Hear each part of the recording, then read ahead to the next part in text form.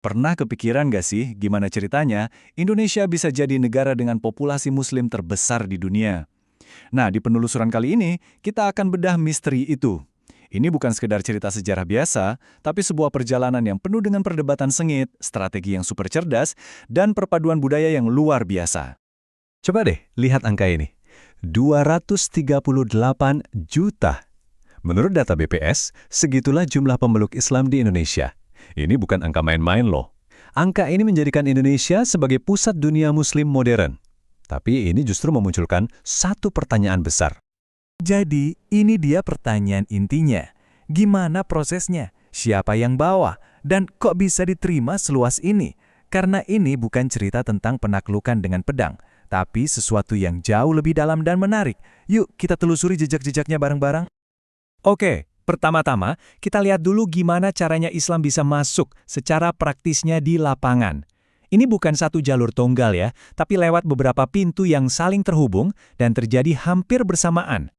Jadi ada 4 saluran utama. Pertama, jelas, lewat perdagangan. Pelabuhan-pelabuhan di Nusantara itu kan pusat interaksi global zaman dulu.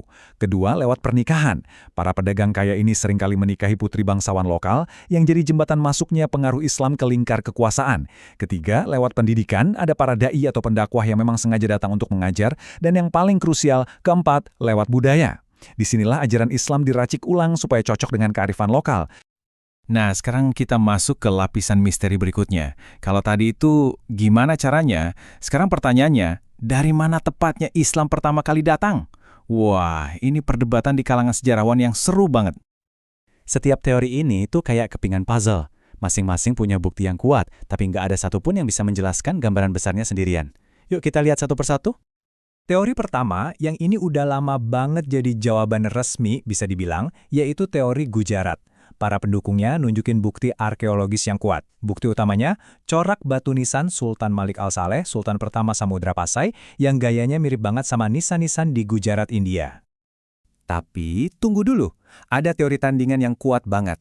Namanya teori Mekah, yang dipopulerkan oleh Buya Hamka. Teori ini bilang Islam datang jauh lebih awal, di abad ke-7, langsung dari tanah kelahirannya. Buktinya, ada naskah kuno dari Tiongkok yang mencatat udah ada perkampungan Arab di pesisir Sumatera. Ini gila sih, karena artinya Islam udah ada di sini bahkan saat Nabi Muhammad masih hidup. Terus, ada juga teori Persia. Nah, yang ini fokusnya bukan soal kapan, tapi lebih ke corak atau rasa Islam yang dibawa. Buktinya itu ada di budaya, kayak tradisi tabuik di Sumatera Barat yang mirip banget sama ritual di Persia. Ini menunjukkan ada lapisan pengaruh Syiah dari Persia, meskipun mayoritas Muslim di Indonesia itu Sunni. Dan jangan lupakan teori Tiongkok. Teori ini menyoroti peran penting komunitas Tionghoa Muslim. Bukti kuncinya, Raden Patah, pendiri Kesultanan Demak, kerajaan Islam pertama di Jawa, ternyata punya nama Tionghoa, Jin Bun.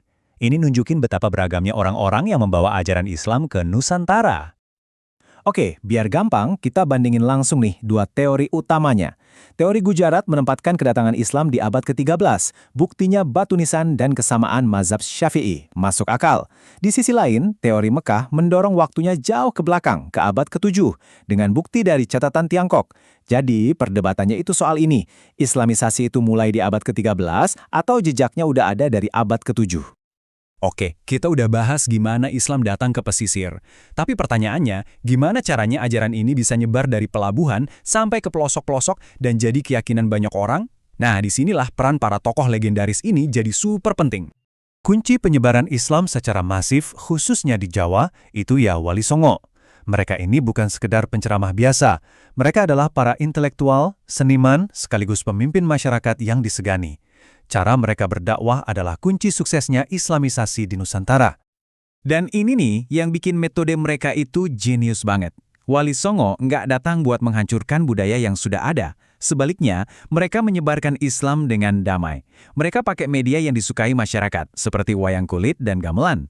Jadi, bukannya menentang tradisi, mereka justru memasukkan nilai-nilai Islam ke dalamnya. Pendekatan yang sangat cerdas. Nah, kutipan ini pas banget buat merangkum pendekatan Wali Songo. Abdurrahman Wahid atau Gus Dur menyebutnya pribumisasi Islam. Artinya, Islam gak lagi terasa sebagai sesuatu yang asing dari Arab atau India, tapi sudah menjadi bagian dari identitas lokal itu sendiri. Inilah rahasia kenapa Islam bisa diterima dengan tangan terbuka. Selain dakwah lewat budaya, ada satu senjata lagi yang bikin penyebaran Islam makin pesat. Sebuah sistem tulisan yang membuat ilmu agama bisa diakses oleh semua orang. Kenalin, aksara Jawi, atau sering juga disebut Arab Melayu. Ini inovasi yang keren banget loh. Para ulama zaman dulu mengambil alfabet Arab, lalu memodifikasinya dengan menambahkan huruf-huruf baru untuk bunyi yang nggak ada di bahasa Arab, seperti pa, ca, dan nga. Ini adalah perpaduan kreatif antara Arab dan Melayu. Efeknya, wah, gede banget. Tiba-tiba kitab-kitab agama bisa dibaca dan dipahami dalam bahasa Melayu. Pengetahuan nggak lagi eksklusif buat yang bisa bahasa Arab aja. Aksara Jawi ini jadi alat untuk pendidikan massal. Dipakai di istana, pesantren, sampai di pasar. Ini yang bikin penyebaran ide-ide Islam jadi makin cepat. Oke, kita udah lihat semua jalurnya, perdebatannya, strateginya. Sekarang, yuk kita coba satukan semua kepingan puzzle ini untuk menjawab misteri di awal tadi.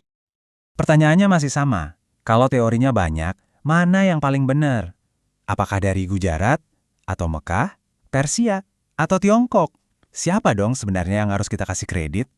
Nah, ternyata kesimpulan yang paling masuk akal adalah semuanya benar. Nggak ada satu jawaban tunggal. Pedagang dari Gujarat, dai dari Arab, sufi dari Persia, dan komunitas dari Tiongkok, mereka semua punya peran di babak yang berbeda-beda. Dan ini poin terpentingnya. Islamisasi di Indonesia itu bukan kayak invasi yang terjadi dalam semalam. Ini adalah sebuah proses. Proses yang berjalan pelan, damai, dan didasarkan pada dialog serta perpaduan. Ini adalah kisah tentang asimilasi, bukan penaklukan.